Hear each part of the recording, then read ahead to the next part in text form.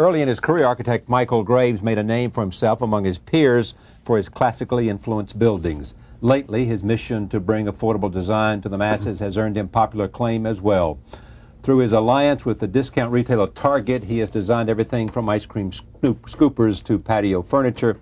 This month, he was selected to receive the 2001 Gold Medal from the American Institute of Architects. Previous winners of the honor have included Frank Lloyd Wright, I.M. Pei, and others. I am pleased to have Michael Graves back at this table. Welcome. Thank you. And Thomas Jefferson.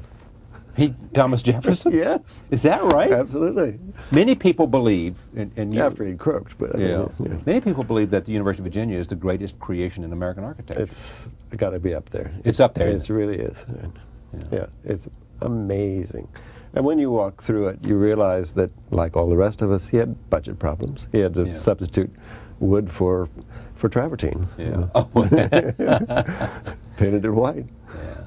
And he actually considers that one of the three great things he did. You know, oh, absolutely. The religious freedom, the Declaration of Independence, and the University of Virginia. That's right. And now we're doing a competition for a monument to religious freedom in Richmond. Was that right? That's right. Oh, that's terrific. Yeah. What caused you, first of all, congratulations. I mean, one more honor. Oh, this is a big one for me. Why is that? Well, your peers vote for you. Because Jefferson's a peer. Yeah, right. No, but architects voting for an architect. I mean, that's hard to do because we're also competitive, obviously. But, no, but it's a very nice thing to get. Yeah. Why is it? I mean, do you think many people make the observation that architects are huge egos, number one, who build these monuments, and B, they are intensely competitive. Now, is that any different than athletes or professors or actors or journalists? I don't know, but it certainly sticks with architects. I think everybody knows that athletes are competitive. That's the nature of the game that they play, but people don't regard architecture as that kind of game. Right. But when there are only so many commissions to go around to so many architects, it gets competitive. Therefore, it has a bit of that in it. Yeah.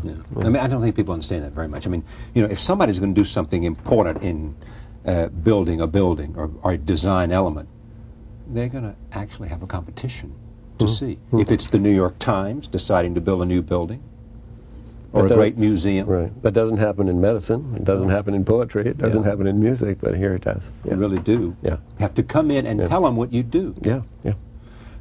This transition, this element of what you do, why? I've always done it. I've done it from the time I was a kid to college. I'm decorating my first apartment. Everything, you know, it wasn't much beyond orange crates at that point to sit on. But I've always been interested in it. I was brought up in the time of Charles Eames and Eero Saarinen and, of course, Le Corbusier, Frank Lloyd Wright, and Joseph Hoffman, people who were architects and designers and made things with their shops as well as like Hoffman did, as well as the buildings that would finally receive all of these things, whether furniture, fabrics, carpets, and so on. I've always been interested in it. Does it give you the same satisfaction? Well, it is the kind of continuity of building to interior is seamless for me. So it's, I don't know, the same satisfaction. It's perhaps a little different satisfaction, and it's much quicker, obviously. Yeah. But that's not the why you do it. You do it because it's there to be done, and you see things, whether it's a telephone or a chess set. I don't think a chess set's been designed by a designer. I'm going to get in trouble for this. Since the Bauhaus, which is a classic one. Yeah. So, you know, it's a long time since somebody's done something like that. We're going to talk about a lot of things. We've got a lot of slides here. But let me just talk about the chess set since it's sitting here. What can we say about this chess set? Well, where else in the world could you buy this for $59.95? I mean, this was $59.95 at Target? At Target. Yeah, this is great. Look at it, and, you know, you open the thing up, and it stores. Oh, look at this! Yeah. It stores not only chess pieces but also checkers. If you're not as smart as that's laid out here on top, but the pieces are nice. They're all shaped like little eggs, which was something that we've used at Target. This is a clock and so on, but something that feels good in the hand. And so on. Yeah. And okay, talk about the phone then. Tell me about this. Well, is this another Target product? All these Target products? This No, one this is not. is not. This is your. This is Alberto Alessi, Yeah. and You did this a long time ago. 85. 85. It sold over 1 million, and that's why I'm here with Target and other things, and more Alessi Because products. of this, and because the people. Because that was a success. Yeah. You know, it's catch-22. You don't get to do another one until you've done one well. And if you've done one well, people take notice and they want you to go along. Yeah. But I mean, what? That started about 15 years ago for Italtel. In Italy, they asked me to do a designer phone, and I told them I wasn't interested. Yeah. That I only wanted to do a phone for everybody, and they said, "Can you do both at once?" And I said, "Absolutely." So this is what we did. Then the chairman died, and the project floundered for a while. Target folks saw it and said, "Well, let's do a version of it." That's the version. All right. And this is a radio, obviously. Yeah, Philips. was sitting there in the hotel when the alarm goes off at 4 in the morning when it wasn't supposed to, and you didn't set it, and you never know what to press. So Exactly. this one, you just pound on the top, and it goes off. How did the Target thing come about? I was working on the Washington Monument scaffolding, and Target was paying for it, by and large. And somebody sitting at one of our lunches or one of our presentations said, "Michael, do you have time for lunch after this meeting on the Washington Monument?" I'm not involved with the monument. I'm involved with all these things. And I said, "Sure."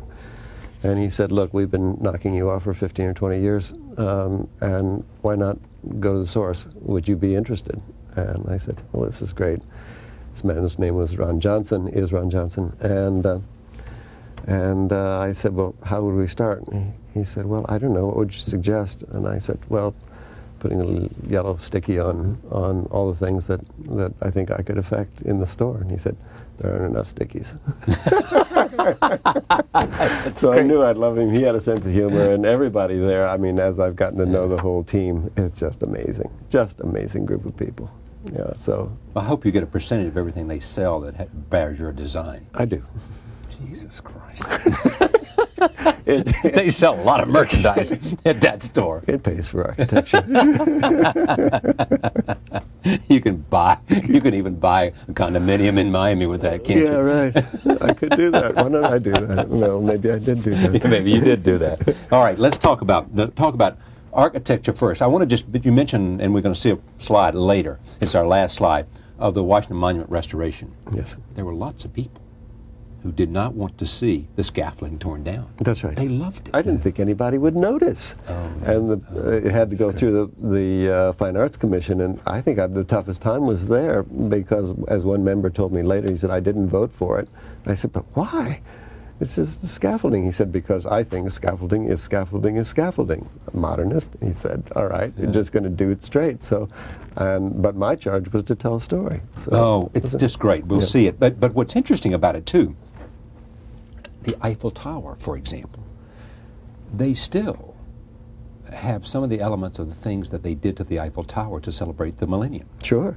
You know? As they did in Washington. We were there. And using the Washington Monument the day before it was torn down at the turn of the century was just an amazing moment. You know? That's great. All right, let's talk about buildings. This is the Humana building in 1985. Let's see this. Well, this what was challenge here? This too was a competition. I think about 5 or 6 architects, international, and it was interesting because building next to it was a glass box, and this has got the kind of quality and sense about it that people would say.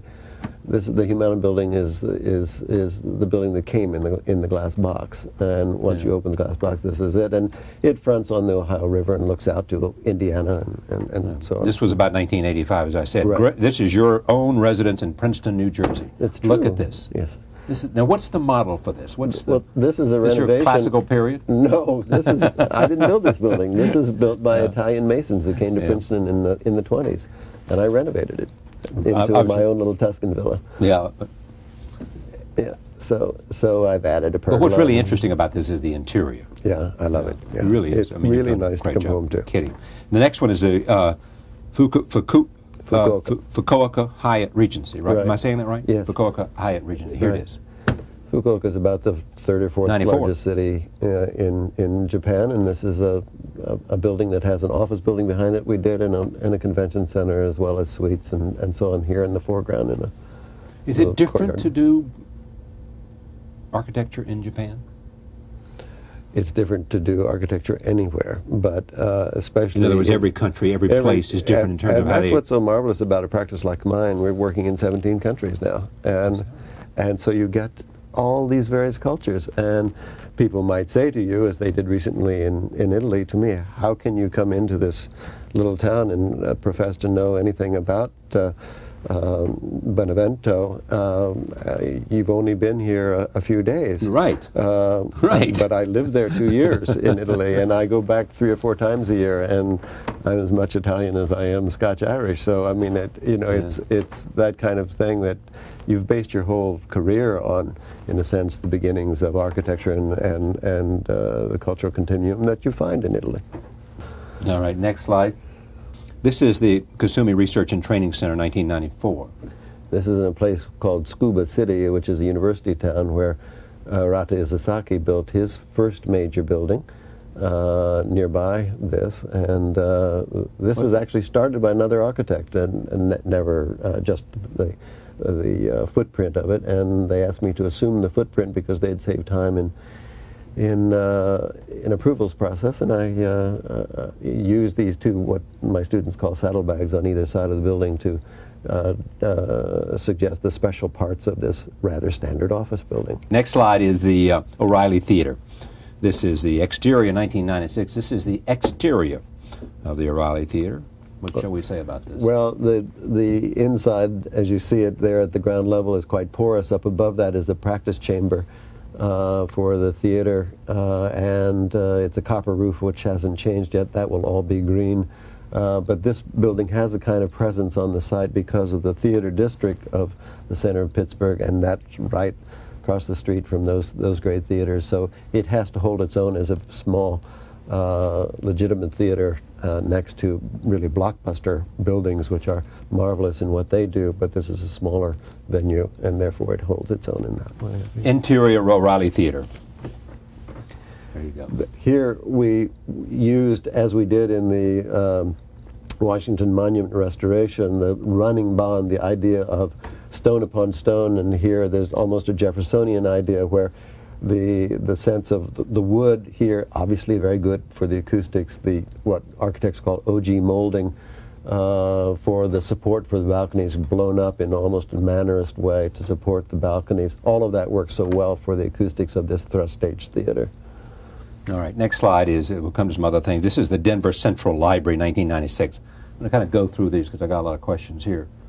One of my best buildings, I think. Those are the reading rooms, the primary reading rooms that you see in the rotunda, and then a long arcade along 13th Avenue, which is the new Avenue of the Arts in Denver. Why do you think it's one of your best buildings? I don't know. The pieces seem to come together in a building that had to be quadrupled in size from an original building in Denver, built in the 50s when Denver was much smaller. Then it's now this big, powerful city. And how to relate the two was part of the attraction of doing this competition. All right. Inside. This is the Western History Reading Room, which is really their rare books room, where the G7 met a couple of years ago. Oh, yeah. Right. Yeah. So there it is, with the kind of derrick as an abstraction inside. All right. Next slide. IFC of the World Bank in Washington on Pennsylvania Avenue, Right. 20. Yeah. There it is. So what can we say about that other than it's... Well, it's court? it's this atrium that one walks into. The light pours into the offices on all sides from this central space. It's a huge building, 580 feet long, and therefore in a wedge shape given to us by L'Enfant's plan. There is a central area which would have been too dense as a kind of piece of pie, and therefore the center has been taken out.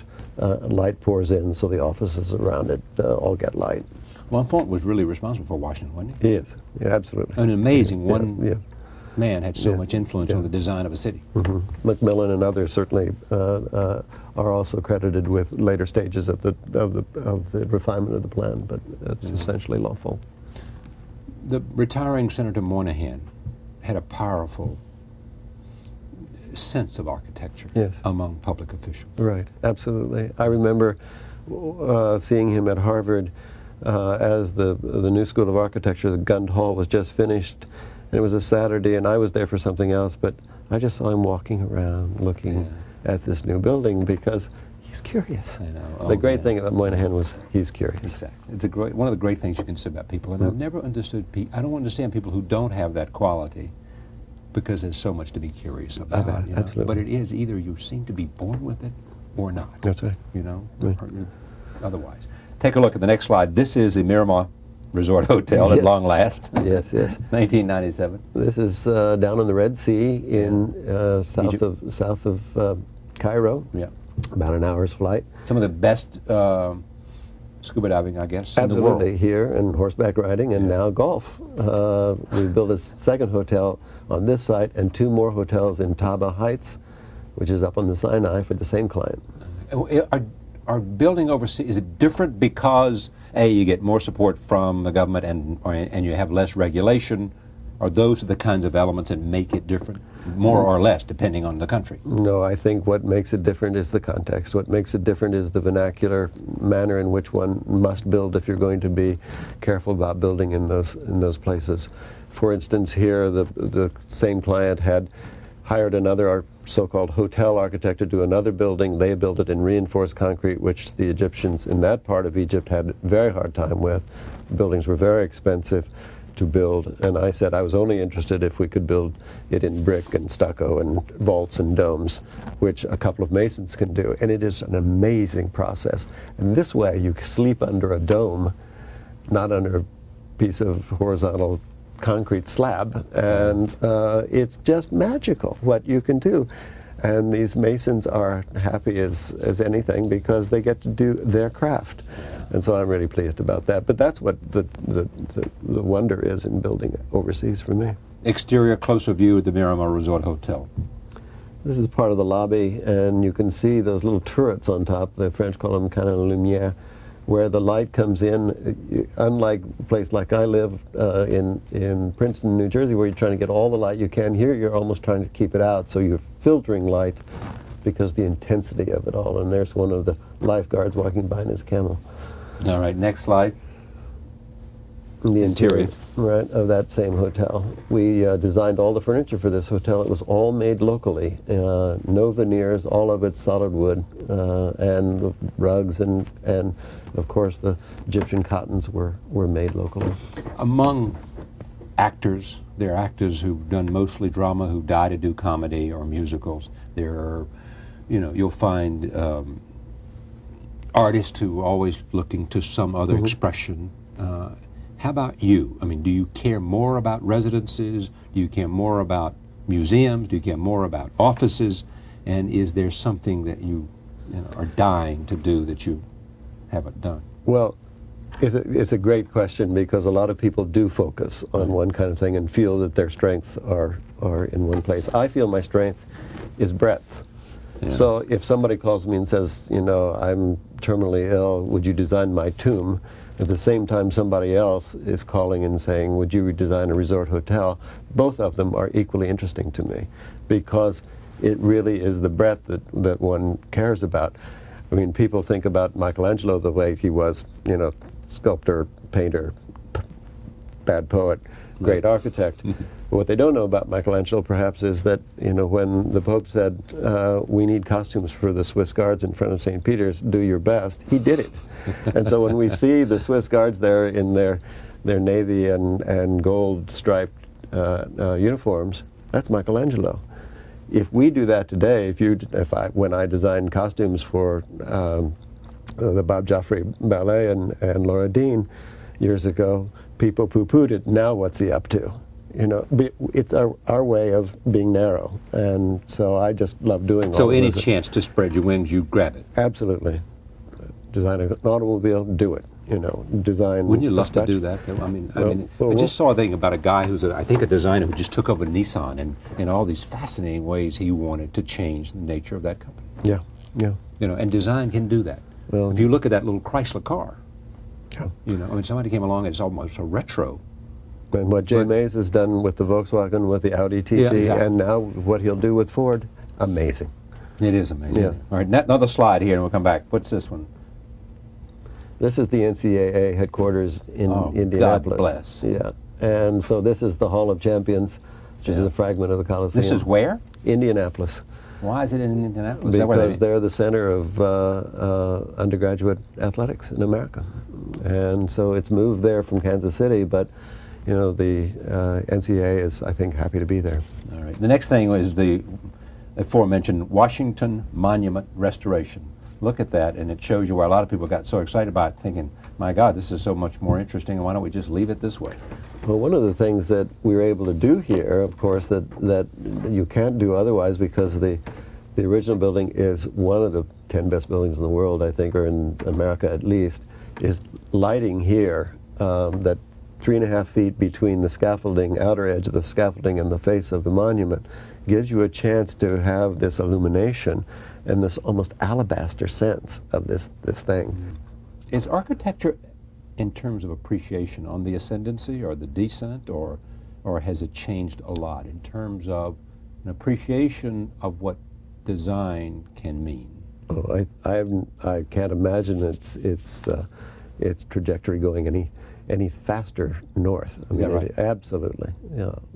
Architecture, design, awareness, the gapping of America, I call it, in the sense that you know, what some retailers have done, what some clothiers have done, what people like that have done to raise our awareness of design. It is an amazing proposition, and it's very different than the Europeans. They did it through only the higher end. We have done it through the low and middle, and of course, in retail they call it the retail triangle. The top influences the bottom, and the bottom influences the top. It's like street talk. What do you think of the five or six, seven greatest buildings in the world? What are they?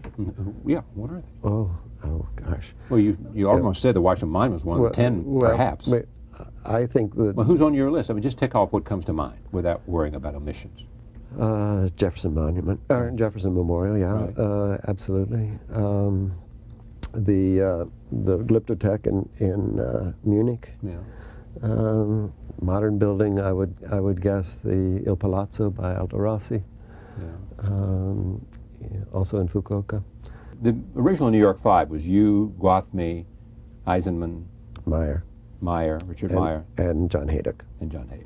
Yeah. This book is called The Master Architect Series 3, Michael Graves Selected and Current Works.